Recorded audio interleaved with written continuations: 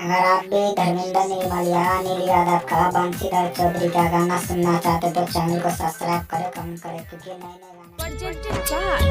गाँवाली जैतई दोसर गाँवाली जैतई दोसर विकास संगम रिकॉर्डिंग स्टूडियो चकरवनिया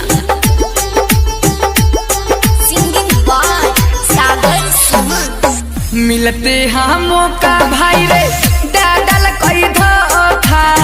हाथ पर लिखल छै हमर नाम रे भूल जैतै जल्दी भाई रे लगबै छै हल्दी गाँवाली जैतै दोसर गाँव रे हाँ हाँ भूल जैतै जल्दी भाई रे लगबै छै हल्दी गाँवाली जैतै दोसर गाँव रे मिलते हाँ मौका भाई रे डाडल कई धोखा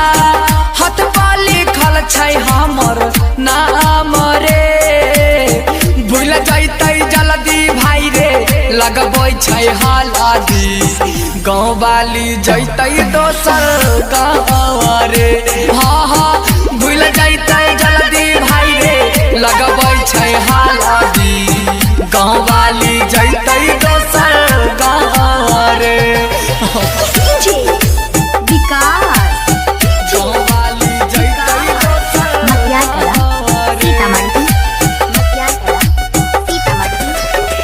गाँवाली जैतै दोसर रिकॉर्डिंग बाय दुर्गेश जी। गाँवाली जैतै दोसर गाँव रे इहे बात सोची सोची छछनै छै काया हटनै छै ओकरा से माया रे मन है छै ओकरा संगे हम चली जाइए खोज लेलकै ससुरा जाय के दारे हाँ हाँ भूल जैतै जल्दी भाई रे लगबै छै हल्दी गाँवाली जैतै दोसर गाँव रे विकास गाँवाली जैतै दोसर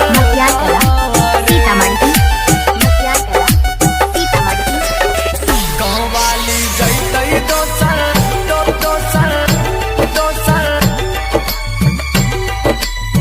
गाँवाली जैतै दोसर गाँव रे सागर सुमन के कलकै जिंदगी से दूर रे भे गेलियै हम मजबूरी रे सुन रे रणधीर संहतिया बिगड़ल छै हमरो मतिया बन जैतै दुर्गेशवा के बाहु रे हाँ हाँ भूल